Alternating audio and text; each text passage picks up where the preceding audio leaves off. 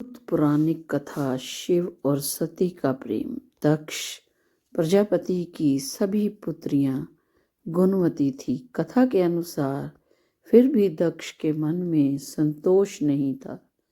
वे चाहते थे उनके घर में एक ऐसी पुत्री का जन्म हो जो सर्वशक्ति संपन्न हो एवं सर्व विजयनी हो। अतः दक्ष एक ऐसी ही पुत्री के लिए तप करने लगे। तप करते करते अधिक दिन बीत गए तो भगवती आद्या ने प्रकट होकर कहा, मैं तुम्हारे तप से प्रसन्न हूँ। तुम किसी कारण तप कर रहे हो। दक्ष ने तप करने का कारण बताया तो माँ बोली, मैं समय पुत्री रूप में तुम्हारे यहाँ जन्म धारण करूँगी। मेरा नाम होगा सती। मैं सती के रूप में जन्म लेकर अपनी लीलाओं का विस्तार करूँगी। फलतः भगवती आद्या ने सती रूप में दक्ष के यहाँ जन्म लिया। सती दक्ष की सभी पुत्रियों में सबसे अलौकिक थी। सती ने बाल्यावस्था में ही कई ऐसी अलौकिक आश्चर्यचकित करने वाले कार्य कर दिखाए जिसे देखकर समय दक्ष को भी विस्मयता होती रहती थी।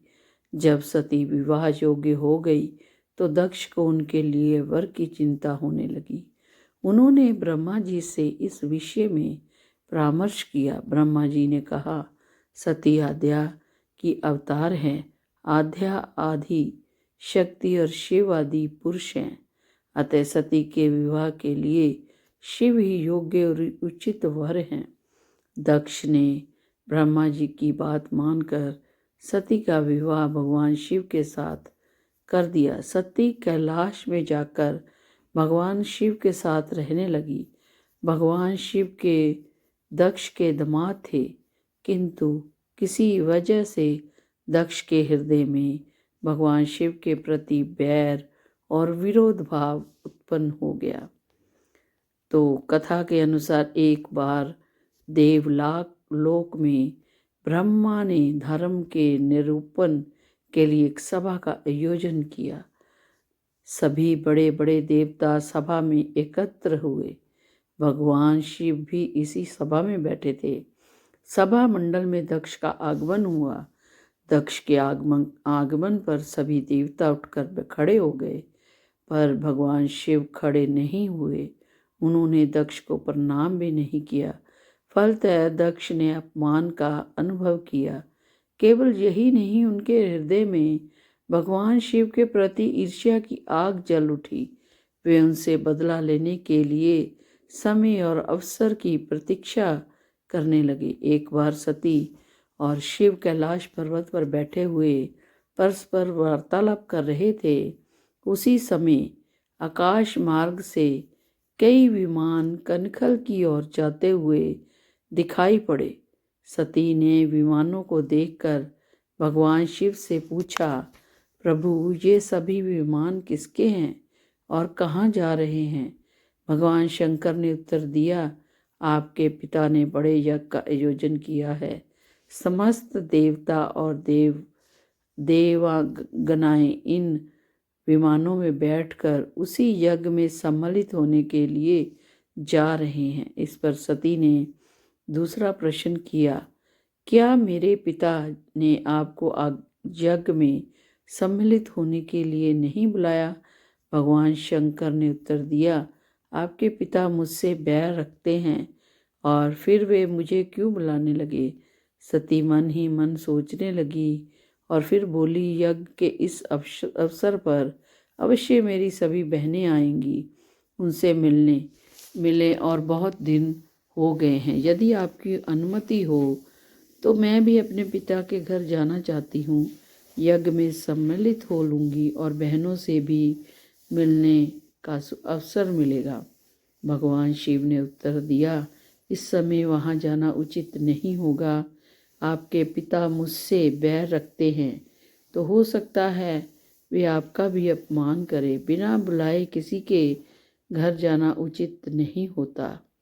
इस पर सती ने प्रश्न किया कि ऐसा क्यों? भगवान शिव ने उत्तर दिया कि विवाहित लड़की को बिना बुलाए पिता के घर नहीं जाना चाहिए, क्योंकि विवाह हो जाने पर लड़की अपने पति की हो जाती है। पिता के घर से उसका संबंध टूट जाता है, लेकिन सती पीहर जाने के लिए हठ करती रही, अपनी बात बार बार दोहराती रही। उनकी इच्छा देखकर भगवान शिव ने पीहर जाने की अनुमति दी। उनके साथ अपना एक गण भी साथ भेज दिया और उस गण का नाम वीरभद्र था। सती वीरभद्र के साथ अपने पिता के घर गई। घर में सती से किसी ने भी प्रेम पूर्वक वार्तालाप नहीं किया। दक्ष ने उन्हें देखकर कहा, तुम यहाँ पर मेरा अपमान कराने आई हो? अपनी बहनों को तो देखो, वे किस प्रकार भली भांति के अलंकारों और सुंदर वस्त्रों से सुसज्जित है। तुम्हारे शरीर पर मात्र बागंबर है। तुम्हारे पति शमशानवासी हैं और भूतों का नायक है। वह तुम्हें बागंबर छोड़कर और पहना भी क्या सकता है? दक्ष के कथन से सती के हृदय में पश्चाताप का सागर उमड़ पड़ा। वे सोचने लगी, उन्होंने यहाँ आकर अच्छा नहीं किया। भगवान ठीक ही कह रहे थे कि बिना बुलाए पिता के घर भी नहीं जाना चाहिए, पर अब क्या हो सकता है, अब तो आ ही गई हूँ। तो पिता के कटु और अपमानजनक शब्द सुनकर भी सती मौन रही। वे उस यज्ञ मंडल में गई जहाँ सभी देवता और ऋषि मुनि बैठे थे तथा यज्ञ कुंड में धूं धूं जलती हुई अग्नि में आहुतियाँ डाली जा रही थी। सती ने यज्ञ मंडप में सभी देवताओं के तो भाग देखे, किंतु भगवान शिव का भाग नहीं देखा। वे भगवान शिव का भाग ना देखकर अपने पिता से बोली, पिता श्रेष्ठ, यज्ञ में तो सबके भाग दिखाई पड़ रहे हैं, किंतु कैलाशपति का भाग नहीं है। आपने उनका भाग क्यों नहीं रखा? दक्ष ने गर्व से उत्तर दिया, मैं तुम्हारे पति को शिव देवता नहीं समझता। वह तो भूतों का स्वामी, नगर रहने वाला और हड्डियां माला धारण करने वाला है। वह देवताओं की पंक्ति में बैठने योग्य नहीं है, तो उसे कौन से भाग देगा? सती के नेत्र लाल हो उठे। उनका मुखमंडल परले के समान भांति तेजोदीप्त हो उठा। उन्होंने पीड़ा से तिलमिलाते हुए कहा, ओह, मैं इन शब्दों को कैसे सुन रही हूँ? मुझे धिक्कार है। देवताओं, तुम्हें भी धिक्कार है। तुम भी उन कैलाशपति के लिए इन शब्दों को कैसे सुन रहे हो जो मंगल के प्रतीक हैं और जो क्षण मात्र से संपूर्ण विश्व का नाश कर सकते हैं, सृष्टि को नष्ट करने की शक्ति भी रखते हैं। वे मेरे स्वामी हैं। नारी के लिए उसका पति ही स्वर्ग होता है। जो नारी अपने पति के लिए अपमानजनक शब्दों को सुनती है, उसे नरक में जाना पड़ता है। पृथ्वी सुनो, आकाश सुनो, देवताओं तुम भी सुनो। मेरे पिता ने मेरे स्वामी का अपमान किया है। अब मैं एक क्षण भी जीवित नहीं रहना चाहती। सती अपने कथन को समाप्त करती हुई यज्ञ के कुंड में कूद पड़ी। जलती हुई आहुतियों के साथ उनका शरीर भी जलने लगा। यज्ञ मंडप में खलबली पैदा हो गई। हाहाकार मच गया। देवता उठकर खड़े हो गए। वीरभद्र क्रोध से कांप उठे। वे उछल उछलकर यज्ञ का विध्वंस करने लगे। यज्ञ मंडप में भगदड़ मच गई। देवता और ऋषि मुनि भाग खड़े हुए। वीरभद्र को देखते ही देखते दक्ष का मस्तक काट कर फेंक दिया। समाचार पाकर भगवान शिव के कानों में भी पड़ा। वे प्रचंड आंधी की भांति कनकल जा पहुँचे। सती के जले हुए शरीर को देखकर भगवान शिव ने अपने आप को भूल गए। सती के प्रेम और उनकी भक्ति ने शंकर के मन को व्याकुल कर दिया। उनका शंकर के मन को व्याकुल किया, तो जिन्होंने काम पर विजय प्राप्त की थी और जो सारी सृष्टि को नाश करने की क्षमता रखते थे, वे सती के प्रेम में खो गए, बेसुध हो गए। भगवान शिव ने उन्मत्त की भांति सती के जले हुए शरीर को कंधे पर रख लिया और वे सभी दिशाओं में भ्रमण करने लगे। शिव और सती के इस अलौकिक प्रेम को देखकर पृथ्वी रुक गई, हवा रुक गई और जल का प्रवाह ठहर गया और रुक गई देवताओं की सांसें। सृष्टि व्याकुल हो उठी और सृष्टि के प्राणी पुकारने लगे, त्राहि माम, त्राहि माम। भयानक संकट उपस्थित देखकर सृष्टि के पालक भगवान विष्णु आगे बढ़े। वे भगवान शिव की बेसुधी में अपने चक्र से सती को एक एक अंग को काट कर गिराने लगे।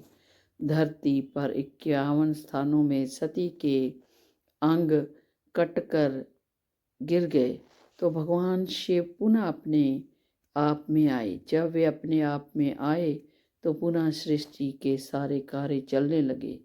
धरती पर जिन 51 स्थानों में सती के अंग कटकर गिरे थे, वे स्थान आज भी शक्ति पीठ माने जाते हैं।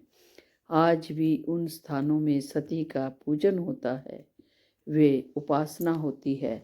और धन्य था शिव और सती का प्रेम।